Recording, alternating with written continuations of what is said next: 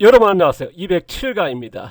제가 전 시간에 이제 2020년도 농사 뭐 초결산이랄까 그래서 기술적 촌평을 했고요. 이 시간에는 생산적 촌평을 하게 드리겠습니다. 벌써 2020년 둘째가 된 둘째 주죠. 이제 모레너부터 이제 제주도 청년 농부들 대상으로 해서 교육 이틀 동안 진행합니다. 제가 이제 한 6개월 과정, 뭐 길게는 모르겠습니다. 6개월 과정을 했습니다만 더 길 수도 있습니다만은 이번에 좀 뭐라 청년들 그들이 이제 농사 짓기는 굉장히 어려운 이제 뭐 실정 아닙니까? 이제 농산물 가격도 그렇지만 이제 또 유통 문제도 그렇고 그 다음에 이제 창업 비용은 어마어마하지 않습니까? 뭐 제주도 같은 경우는 10억 갖고 와도 이제 창업하기가 힘들 정도예요. 거기가 이제 시작해도 또 불안불안하지 않습니까? 이제 그런 생산 과잉의 문제, 저가의 문제, 저 이윤이 낮은 문제 이런 것들이 있다 보니까 그래서 청년들에게 새로운 안착할 수 있는 브랜드에 뭔가 만들어내겠다 하는 게 좀 기대도 크고 또 그거에 준비하느라고 요새 바쁩니다. 자, 조금 뭐랄까요 기대가 큽니다. 좀 어, 기대한 만큼의 농가가 나왔으면 좋겠다. 몇 농가라도 키워졌으면 좋겠다 하는 게 제가 이제 40년 축적한 이번에 이제 조금 어떻게 건져봐야겠다 하는 뭐 이런 표현이 그렇습니다만 자 바로 전 시간에 이제 제가 기술적 총평 그거에 대해서 조금 말씀드리고 이제 넘어가겠습니다. 자, 제가 이제 작물 필요 양분은 이제 토양의 자생력 우리가 멀칭해서 거기에 있는 미생물들에 의해서 작물 양분을 생산하는 거죠. 보통 뭐 비료나 퇴비를 넣어서 그 작물 양분이죠. 그래서 작물 키우는다 그러면 저희들은 이렇게 숲속같이 그렇게 자생적으로 농지에서 생산한 쪽으로 이제 의존한다는 거. 그 다음에 잡초는 자연 발생을 줄이는 거. 그건 이제 뭡니까 이제 작물의 뿌리에 기생하고 있는 그런 말이랄까요? 그런 쪽으로 해서 이제 잡초 발생을 줄인다는 게 과학적으로 나왔지 않습니까? 그래서 자연 발생을 줄인다는 거. 그래서 무견 상태에서 작물 뿌리를 많이 만드는. 그리고 이제 발생한 잡초는요. 자연 발생하다가 이제 그래도 자란 잡초가 있거든요. 그러면 그 잡초는 작물 뿌리 만드는 데 활용한다는 말씀드렸습니다. 그 다음에 이제 활용이 끝난 다음에 이제 자르기.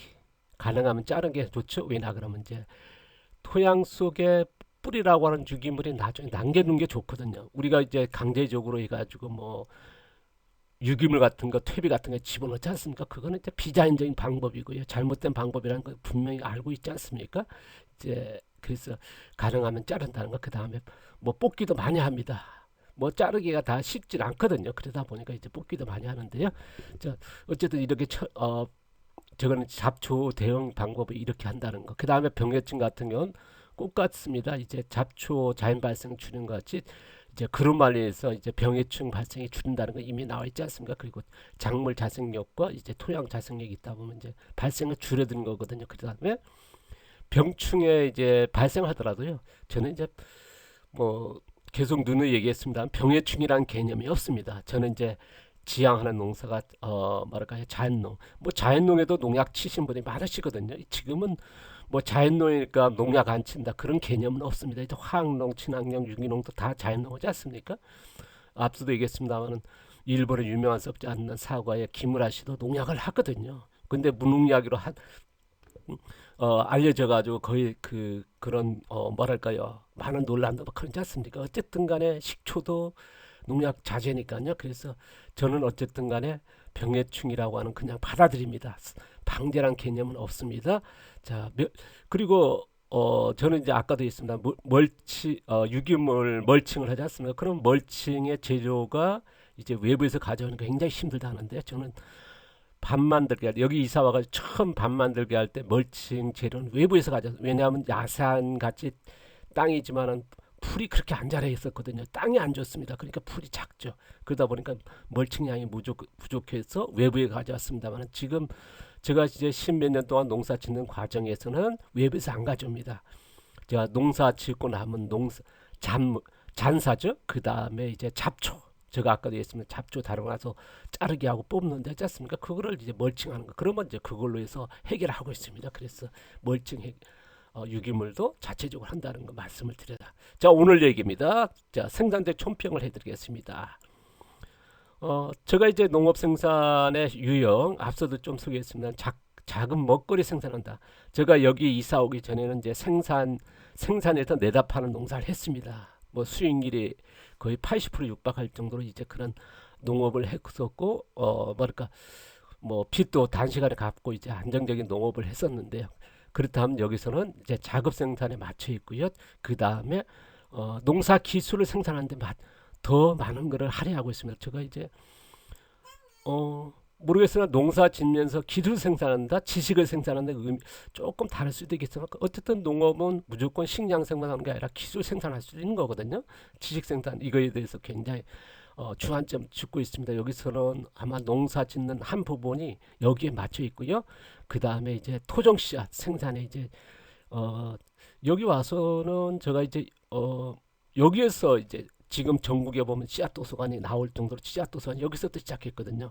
제주 씨앗 도서관에서 전국에 이제 뭐 씨앗 협의도 있고 이제 합니다만은 그 정도로 이제 토종 씨앗은 지금까지 계속 한 20년 동안 나눠 있습니다. 그래서 매년 생산하고 있습니다. 올해도 이제 한 30여 가지 작년도죠. 2002년 나눴고 올해도 아마 그렇게 나누지 않을까 싶습니다.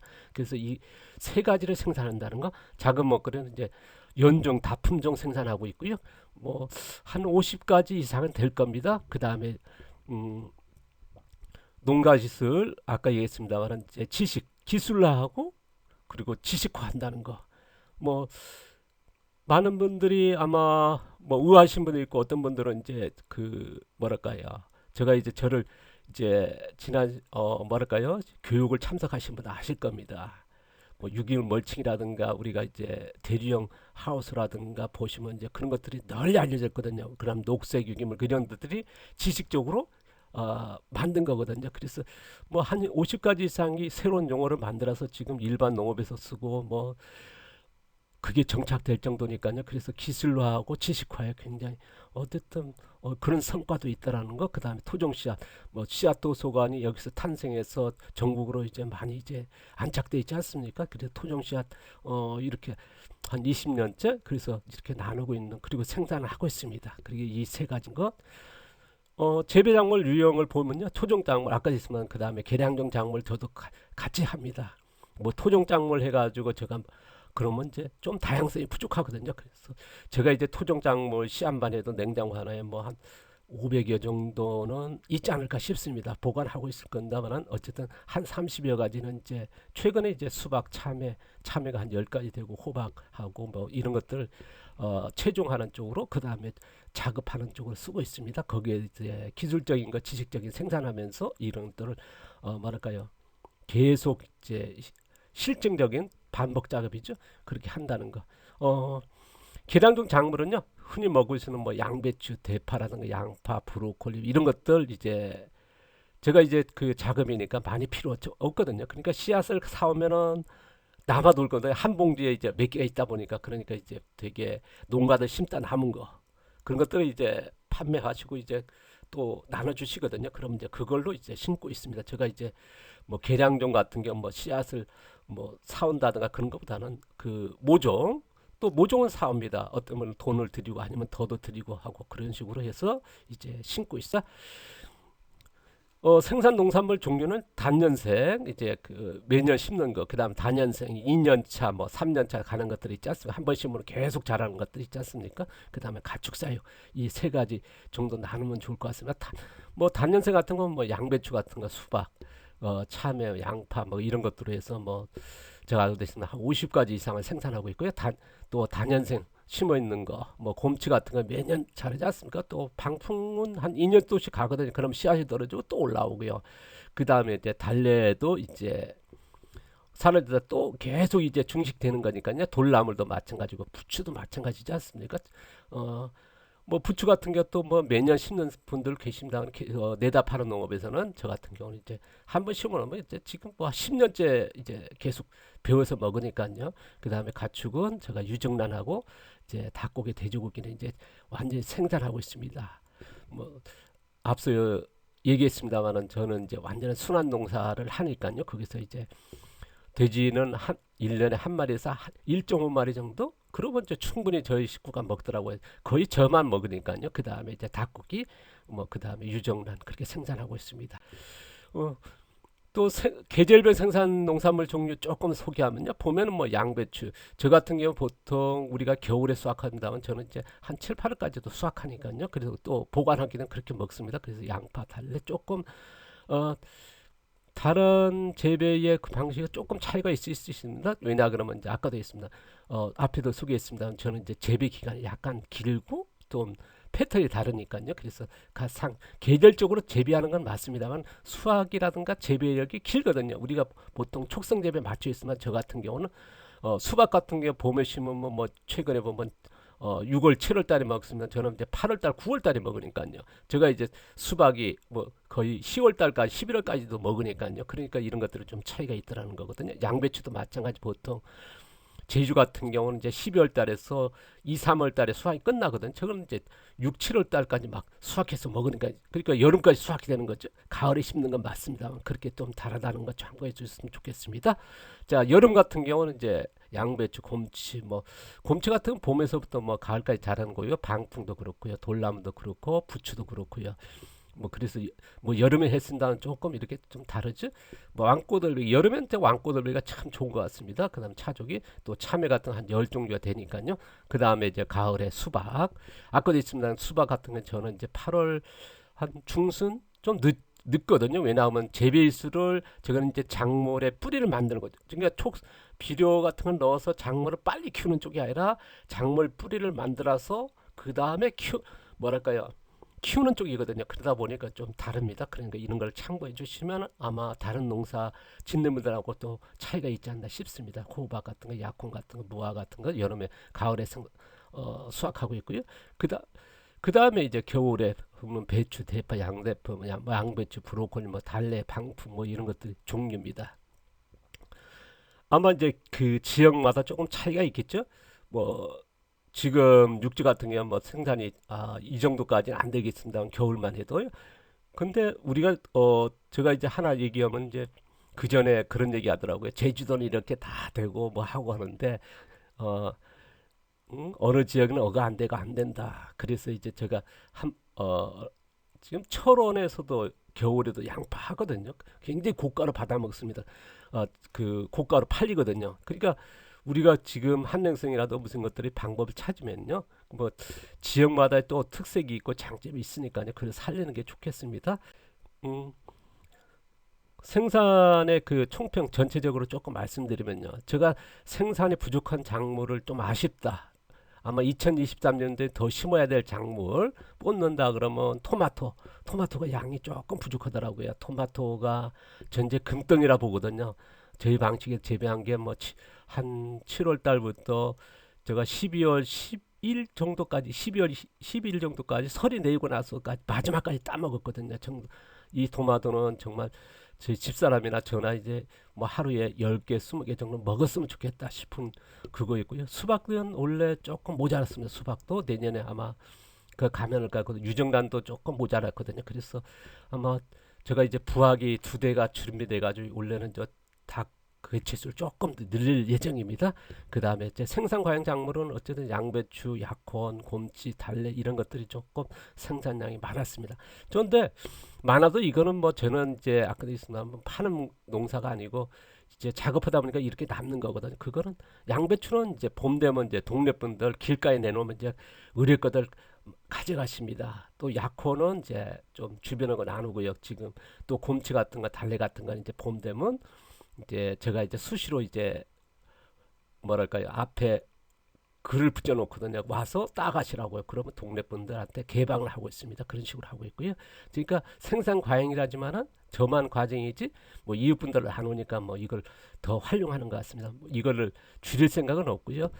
또 제일 또 잘 심었다 한들은 어쨌든 뭐냐면 약혼이 이제 12월 달부터 이제 길게 뭐 여름까지 이제 한 8월, 9월 달에 먹을 수 있거든요. 그래서 겨울에 긴 시간 또 썩지 않으니까요. 호박도 마찬가지. 호박 해놓으니까 너무 좋더라고요. 제가 호박을 일주일에 1.5개 정도 큰 거죠. 우리가 이제 토종 호박이니까요. 그런 식으로 이제 먹는 게 좀 좋은 것 같고요. 양배추도 마찬가지. 나는 그 다음에 이제 뭐랄까 저희 장식으로 키울 수 있는 양배추에 그게 없다 보니까요. 그런 가치가 있고요. 부추.